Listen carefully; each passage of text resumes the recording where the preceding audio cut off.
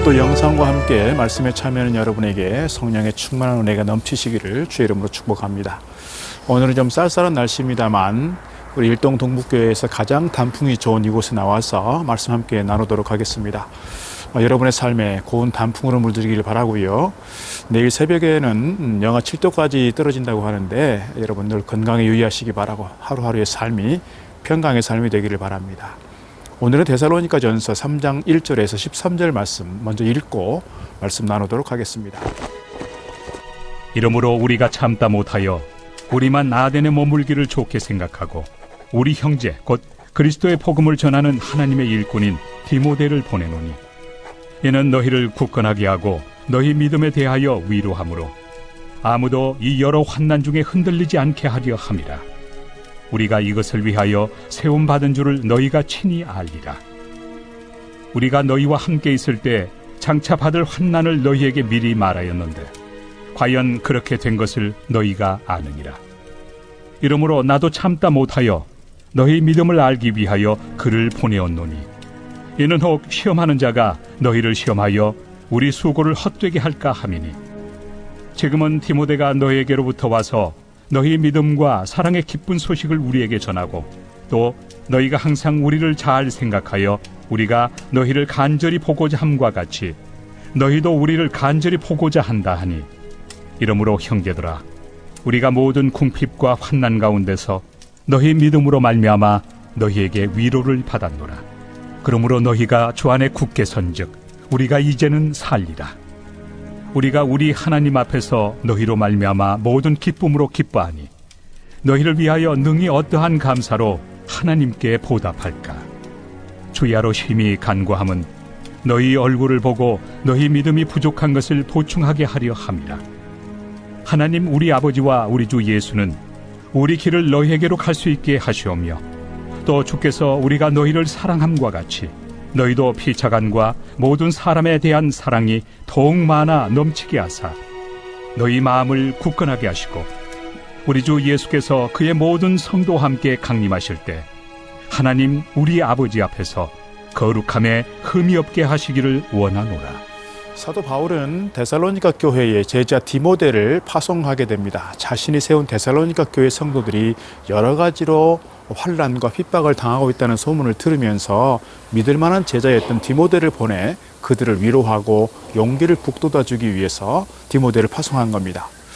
무슨 일이 있어도 절대 믿음 잃지 않고 꿋꿋하게 믿음으로 잘 이겨내라고 격려하려고 하는 것입니다. 그런데 6절 7절 말씀에서 어떤 일이 생기느냐.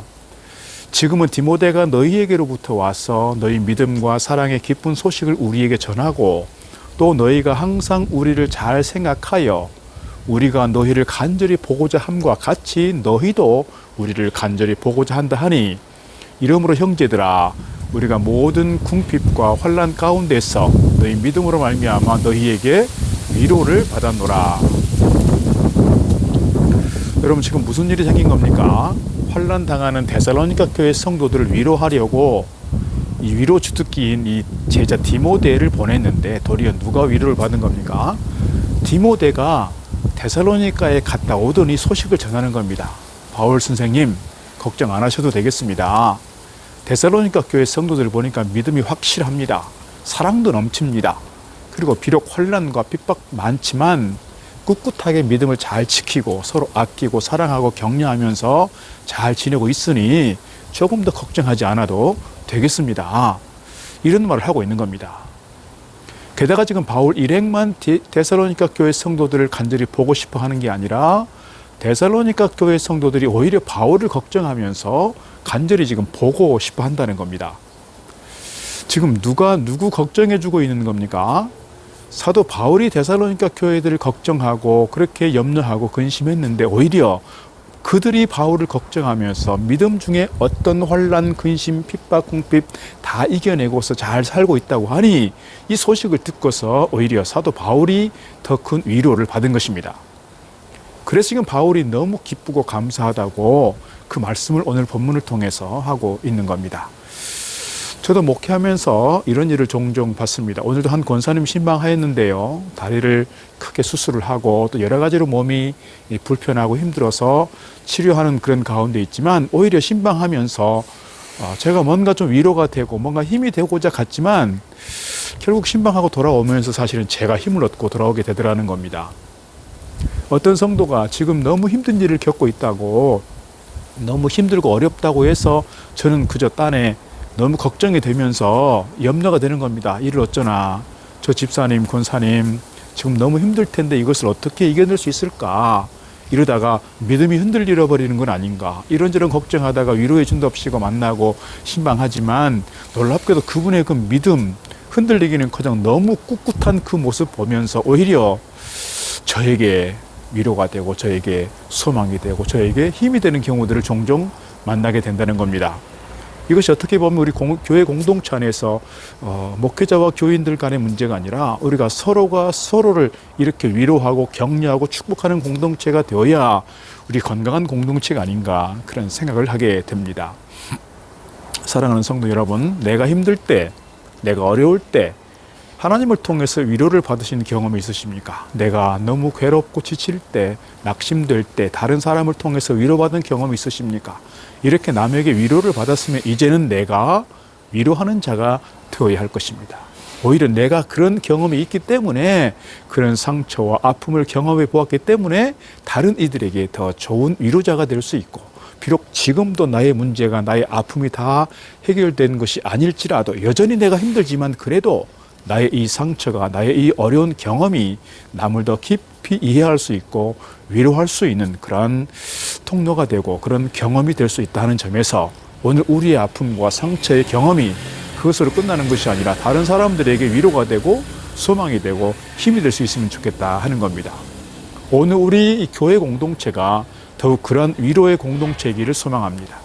우리 교회에 속해 있는 모든 성도들이 교회에 나와서 다른 분들을 뵐 때에 서로에게 이렇게 위로가 되고 힘이 될 수 있다면 이것이 얼마나 좋은, 얼마나 건강한 공동체이겠는가 하는 겁니다. 어제도 말씀드린 것처럼 오늘 데살로니가 전서의 가장 중요한 주제는 주님의 재림입니다. 주님께서 다시 오실 것을 기다리면서 주님 앞에 서게 되면 내가 어떤 모습으로 설 것인가 생각하면서 주님 앞에 갈 때까지 믿음으로 든든하게 서서 흔들리지 말자는 겁니다. 오늘 말씀도 사실 그런 부분입니다. 주님의 강림을 어떻게 준비할 것인가, 13절 말씀에 이렇게 기록합니다.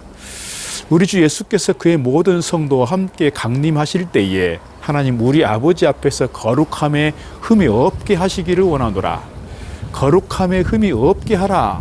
이것이 주님을 맞이하는 비결이고 주님을 맞이하는 자가 준비해야 될 내용이라고 말씀드릴 수 있습니다. 흠이 없다고 하는 것 사실은 쉽지 않는 것 같습니다. 하나님의 사람으로서, 주님의 사람으로서 우리가 흠이 없어야 한다는 것, 어떻게 보면 목사로서, 장로로서, 성도로서 흠이 없는 것이 아니라 하나님 앞에서 흠이 없어야 한다, 이렇게 말씀드리고 싶습니다. 여러분, 주님이 오시는 날에 오늘 우리에게 이것이, 주님 오시는 그 날이 우리에게 기쁨이 되겠습니까? 두려움이 되겠습니까? 사실 어떻게 보면 기쁨도 아니고 두려움도 아닌 그런 사람이 있습니다. 화인 맞은 사람이 아닐까 싶습니다. 주님이 오신다. 그런데 오늘 우리 마음속에 아무런 감동이 생기지 않는다. 어떻게 보면 이것이 오늘 우리가 조금 예수 믿는 사람으로서 좀 돌아보아야 될 그런 문제는 아닌가 생각하게 됩니다. 두려워하는 것은 그래도 양심이 남아있는 자가 아닐까 싶고요. 이런 사람들에게는 주님 오심을 기다리는 이 시간에 오히려 우리가 주님 앞에 회개해야 될 기회가 아닌가 싶습니다. 그러나 그것마저도 없다면 회개의 기호도 주어지지 않는다, 이렇게 말씀드릴 수가 있겠습니다. 오늘 저는 여러분 모두에게 주님 오시는 날이 기쁜 날이 되기를 소망합니다. 기다리고 기다렸던 날이 되기를 바랍니다. 그래서 초대교회 성도들처럼 마라나타, 아멘, 주 예수여 어서 오시옵소서, 이렇게 주님을 기다리는 소망이 우리 가운데 있어야 할 줄로 믿습니다. 하나님 앞에서 거룩함에 흠이 없게 살아가는 비결을 오늘 성경 8절에서 이렇게 기록합니다. 그러므로 너희가 주 안에 굳게 선즉 우리가 이제는 살리라 그랬습니다. 먼저 우리들이 주 안에 굳게 서 있어야 한다는 거예요. 쉽게 말하면 여러분의 믿음이, 오늘 우리의 믿음이 흔들리지 않아야 한다는 것입니다. 사실 사단 마귀는 우리들의 믿음을 각가지 방법으로 우리를 흔들어대고 있습니다. 환경이 우리를 흔들어대고 오늘 주변의 사람들이 나를 흔들어대고 여러 가지 시험과 환난 때문에 흔들어대고 핍박이 오기도 합니다. 예수를 믿었다가 망할 것 같은 생각이 들기도 합니다. 그래서 다시 세상으로 돌아가는 사람도 있습니다. 여러 가지 방법을 통해서 우리를 유혹하고 넘어지게 하고 흔들고 있습니다. 다툼을 일으키기도 합니다. 당을 치게 만들기도 합니다. 시기와 질투를 일으키기도 합니다. 낙심하게 만들기도 합니다.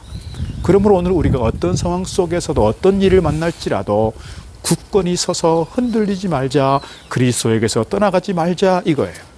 어려운 일들이 생길수록 우뚝 설 수 있기를 바랍니다. 그래야 주님 올 때 기쁨으로 맞이할 수 있을 줄 믿습니다.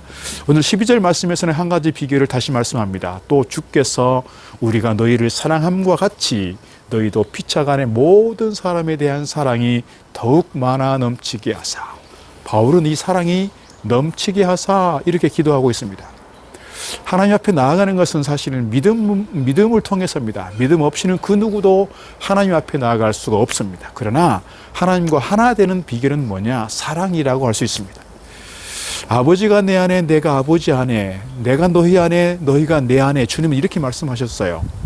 하나님과 하나 되는 것이고 주님과 하나 되는 그 비결은 사랑이라고 말할 수 있습니다. 사랑 없이는 그 무엇으로도 하나 될 수 없습니다. 여러분 안에 사랑이 넘치시기를 주의 이름으로 축복합니다.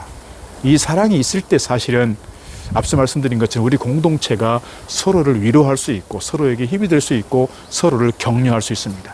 서로 사랑하는 삶이야말로 하나님께서 주신 최고의 복이 아닐까 싶습니다. 이 사랑이 우리 인생을 행복하게 만들어줍니다. 이 사랑이 우리의 가정을 행복하게 만들어주고 이 사랑이 성도들을 행복하게 만들어주고 그런 점에서 이 사랑 안에서 우리 공동체를 건강하게 세워가야 할 줄로 믿습니다. 그냥 살아가는 것이 아니라 오늘 본문 말씀처럼 넘치게 봇물 터지듯 큰 사랑으로 사랑하는 저와 여러분 되기를 바랍니다. 그 사랑으로 살고 그 사랑을 먹고 그 사랑을 나누다가 주님 맞이할 때 주님의 기쁨이 될 수 있는 저와 여러분 되기를 바라겠습니다.